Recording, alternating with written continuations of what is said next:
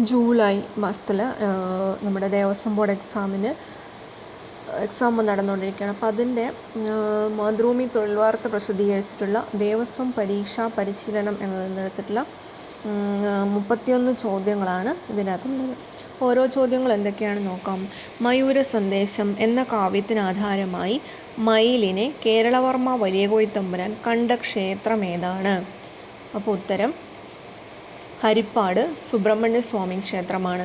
മയൂര സന്ദേശം എന്ന കാവ്യത്തിനാധാരമായ മയിലിനെ കേരളവർമ്മ വലിയ കോയിത്തമ്പുരാൻ കണ്ട ക്ഷേത്രമാണ് ഹരിപ്പാട് സുബ്രഹ്മണ്യ സ്വാമി ക്ഷേത്രം. പൂമാലയിൽ അക്ഷരം കൊണ്ട് ശ്ലോകം തീർത്തതായി കരുതുന്ന കഴകക്കാരനായ കവി ആരാണ്? ഉണ്ണായി വാര്യരാണ്.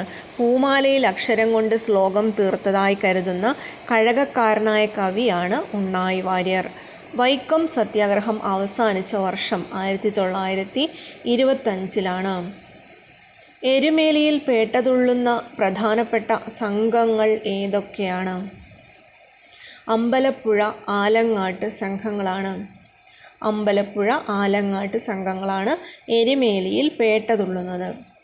വള്ളി, ദേവസേന എന്നീ ദേവതമാരുടെ ഭർത്താവിൻ്റെ പേരെന്താണ്? അത് സുബ്രഹ്മണ്യനാണ്. വള്ളി, ദേവസേന എന്നീ ദേവതമാരുടെ ഭർത്താവിൻ്റെ പേരാണ് സുബ്രഹ്മണ്യൻ. അഷ്ടമി യാത്ര എന്ന കൃതിയുടെ കർത്താവ് ആരാണ്? അഷ്ടമി യാത്ര ആരുടെ കൃതിയാണ്? നടുവത്ത് അച്ഛൻ നമ്പൂതിരി. നടുവത്ത് അച്ഛൻ നമ്പൂതിരി. തിരുവനന്തപുരത്തിൻ്റെ പ്രാചീന നാമം എന്താണ്? സ്യാനന്തൂരപുരം. തിരുവനന്തപുരത്തിൻ്റെ പ്രാചീന നാമമാണ് സ്യാനന്തൂരപുരം.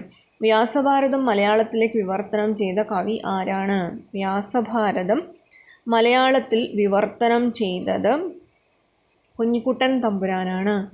കുഞ്ഞിക്കുട്ടൻ തമ്പുരാനാണ് വ്യാസഭാരതം മലയാളത്തിലേക്ക് വിവർത്തനം ചെയ്തത്. കുരുക്ഷേത്ര യുദ്ധത്തിൽ ദുര്യോധനനെ ഭീമൻ വധിച്ച രീതി.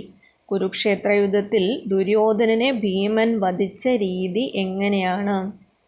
അത് ഊരുഭംഗം എന്നാണ്. ഊരുഭംഗം. ശ്രീകോവിലിന് സമീപം വലിയ അടുക്കളയുള്ള കേരളത്തിലെ ക്ഷേത്രം ഏതാണ്? വൈക്കം മഹാദേവ ക്ഷേത്രം. ശ്രീകോവിലിന് സമീപം വലിയ അടുക്കളയുള്ള കേരളത്തിലെ ക്ഷേത്രമാണ് വൈക്കം മഹാദേവ ക്ഷേത്രം. ഉർവശി ശാപം ആർക്കാണ് ഉപകാരമായത്? ഉർവശി ശാപം ഉപകാരമായത് അർജുനനാണ്. ഉർവശി ശാപം ഉപകാരമായത് അർജുനനാണ്. തിരുച്ചെന്തൂർ ക്ഷേത്രത്തിൽ നിന്ന് കടലിലേക്കെറിഞ്ഞ വിഗ്രഹം കരക്കടിഞ്ഞ കേരളത്തിലെ സുബ്രഹ്മണ്യ ക്ഷേത്രം ഏതാണ്? ഇളങ്കുന്നപ്പുഴ. ഇളങ്കുന്നപ്പുഴ. തിരുച്ചെന്തൂർ ക്ഷേത്രത്തിൽ നിന്ന് കടലിലേക്കെറിഞ്ഞ വിഗ്രഹം കരക്കടിഞ്ഞ് കേരളത്തിലെ സുബ്രഹ്മണ്യ ക്ഷേത്രമായി വന്നത് ഇളങ്കുന്നപ്പുഴ. പുരാണങ്ങളിൽ പറയുന്ന കുബ്ജ ആരാണ്? പുരാണങ്ങളിൽ പറയുന്ന കുബ്ജ കൂനുള്ള അല്ലെങ്കിൽ വിരൂപയായ സ്ത്രീ. മഹാഭാരതത്തിൽ ഭീഷ്മരെ വധിക്കാൻ അർജുനന് തുണ നിന്ന കഥാപാത്രം ശിഖണ്ഡിയാണ്. മഹാഭാരതത്തിൽ ഭീഷ്മരെ വധിക്കാൻ അർജുനന് തുണയേകിയത് ശിഖണ്ഡിയാണ്. ഹനുമാന് പ്രതിഷ്ഠയില്ലാത്ത കേരളത്തിലെ ശ്രീരാമക്ഷേത്രം ഏതാണ്? അത് തൃപ്രയാർ ശ്രീരാമക്ഷേത്രമാണ് ഹനുമാന് പ്രതിഷ്ഠയില്ലാത്തത്. തൃപ്രയാർ ശ്രീരാമക്ഷേത്രം. ശകവർഷത്തിൽ ആഷാഢത്തിന് തുല്യമായ മലയാള മാസം ഏതാണ്? ശകവർഷത്തിലെ ആഷാഢത്തിന് തുല്യമായത് എന്ന് പറയുന്നത് കർക്കടകം. തിരുവിതാംകൂർ ദേവസ്വം ബോർഡിൻ്റെ പ്രതിമാസ പ്രസിദ്ധീകരണത്തിൻ്റെ പേര് എന്താണ്? സന്നിധാനം. തിരുവിതാംകൂർ ദേവസ്വം ബോർഡിൻ്റെ പ്രതിമാസ പ്രസിദ്ധീകരണമാണ് സന്നിധാനം. ഗുരുവായൂർ ദേവസ്വത്തിലെ ആനത്താവളത്തിൻ്റെ പേര് എന്താണ്? പുന്നത്തൂർ കോട്ട. ഗുരുവായൂർ ദേവസ്വത്തിൻ്റെ ആനത്താവളത്തിൻ്റെ പേരാണ് പുന്നത്തൂർ കോട്ട. യോഗക്ഷേമ സഭയുടെ ആദ്യകാലത്തെ മുഖപത്രം. യോഗക്ഷേമ സഭയുടെ ആദ്യകാലത്തെ മുഖപത്രം യോഗക്ഷേമം. ദൈവനീതിക്ക് എന്ന് തുടങ്ങുന്ന പഴഞ്ചൊല്ലിൻ്റെ ശേഷിച്ച ഭാഗം തിരഞ്ഞെടുക്കുക. ദൈവനീതിക്ക്. ദൈവനീതിക്ക്. ദാക്ഷിണ്യമില്ല. ദാക്ഷിണ്യമില്ല. ദൈവനീതിക്ക് ദാക്ഷിണ്യമില്ല. കഥകളിയുടെ പൂർവ്വരൂപമായ രാമനാട്ടത്തിൻ്റെ ഉപജ്ഞാതാവ് ആരാണ്? കൊട്ടാരക്കര തമ്പുരാനാണ് കഥകളിയുടെ പൂർവ്വരൂപമായ രാമനാട്ടത്തിൻ്റെ ഉപജ്ഞാതാവ്.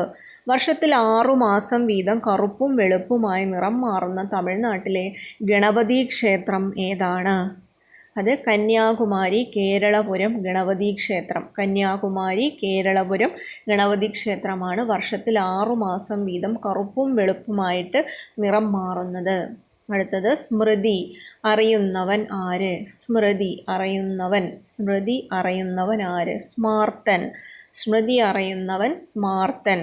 വലിയ അടുക്കളയിലെ ചാമ്പൽ ഭസ്മ പ്രസാദമായി നൽകുന്ന ക്ഷേത്രം ഏതാണ്?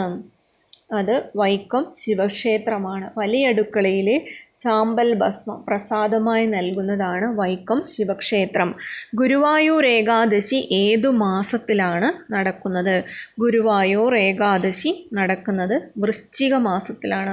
ഗുരുവായൂർ ഏകാദശി നടക്കുന്നത് വൃശ്ചിക മാസത്തിലാണ്. കലിബാധ അകലാൻ നളനെ സഹായിച്ച മന്ത്രം.